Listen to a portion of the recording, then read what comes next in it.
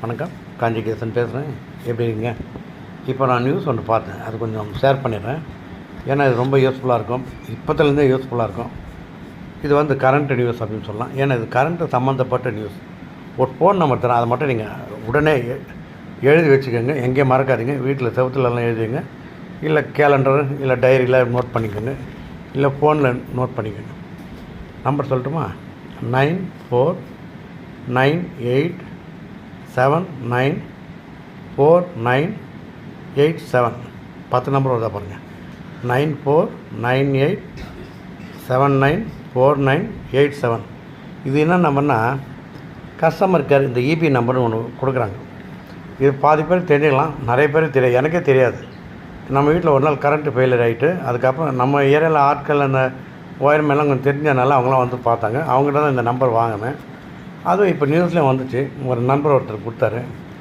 இது என்னென்னா Tamil Nadu customer care அப்படின்னு போய் இந்த இது வந்து நம்ம வீட்டில் எப்போது கரண்ட்டு போனாலும் சம்டைம்ஸ் அந்த லைட் போஸ்ட்டில் போயிருக்கோம், அதாவது இந்த ஒயர் இதில் அது மாதிரி டைம் நம்ம ஒன்றும் பண்ண முடியும், நம்ம போய் அதெல்லாம் பண்ண முடியாது.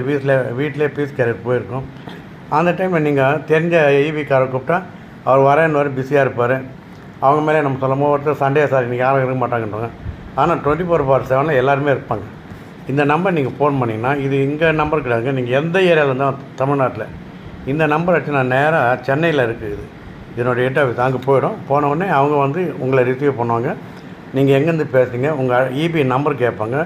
உங்கள் ஏரியா ஃபுல் டீட்டெயில் கொடுத்துட்டு என்ன கம்ப்ளைண்ட்றது கரெக்டாக சொல்லிட்டிங்கன்னா அவங்க அங்கேருந்து ஒரு 5 நிமிஷம் உங்களை மறுபடியும் கான்டாக்ட் பண்ணுவாங்க. கான்டாக்ட் பண்ணி உங்கள் ஏரியாவுக்கு நம்ம லைன்மேன் வருவார், பார்த்து அவங்ககிட்ட என்னான்னு சொல்லுங்கன்னு. நீங்கள் அதுபடி ஒரு 10 நிமிஷம், ஏன்னா லைன்மேன் அவர் கான்டாக்ட் பண்ணி அனுப்புவாங்க. அங்கேருந்து ஒரு ஃபோன் வரும், அங்கேருந்து ஒரு ஜெயில் யாரோ பேசுவாங்க. அதன் மாதிரி மூலியத்தில் நீங்கள் உங்கள் கம்ப்ளைண்ட் பண்ணால் உடனே சரி செய்யப்படும். இதில் எந்த வித தயக்கமும் நமக்கு வேண்டாம். ஏன்னா நம்ம கரண்ட்டு போய் நம்ம கஷ்டப்பட முடியாது. இதமான நேரத்தில் நம்ம வேலை முடிஞ்ச பிறகு அவங்க வந்து சார் முடிச்சிட்டேன் சார்ன்ட்டு அவங்க அங்கே கம்ப்ளைண்ட் சொல்லுவாங்க. இருந்தாலும் நம்மளுக்கு மறுபடியும் ஃபோன் வரும், உங்கள் கம்ப்ளைண்ட் நல்லா ஆகிட்டா, இப்போ கரண்ட் வந்திருக்கா, லைட்லாம் எரியுதா, ஃபேன் எரியுதான்னு கேட்பாங்க. அதை நம்ம அவங்க சொல்லிட்டா நல்லதாக போய்ட்டு ஓகேங்களா. அதனால் கரண்ட்டு கட் ஆகிடுச்சு, மழையாக இருக்கு, வருவாங்களா வருவாங்களா அந்த தயக்கமே வேண்டாம். நம்ம குறை நம்ம சொல்லிட்டா அவங்க வருவாங்க. இதுதான் நான் இப்போது இந்த நம்பர் நல்லா நோட் பண்ணிக்கோங்க. ஃபோனில் லைக் பண்ணி போட்டுக்கோங்க, ரிசர்வில் போட்டு வச்சிங்கன்னா உங்களுக்கு யூஸ் ஆகும்.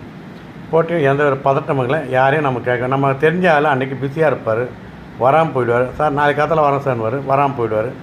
இதை மாதிரி சொல்லிட்டேன்னா அவங்க உடனே வருவாங்க. ஒரு ½ அன் ஹவர்க்குள்ளே வந்தால் கூட நம்மளுக்கு கெயின் தானேங்க, அதான் விஷயம். ஓகே, இதை எல்லாருக்கும் ஷேர் பண்ணுங்கள், லைக்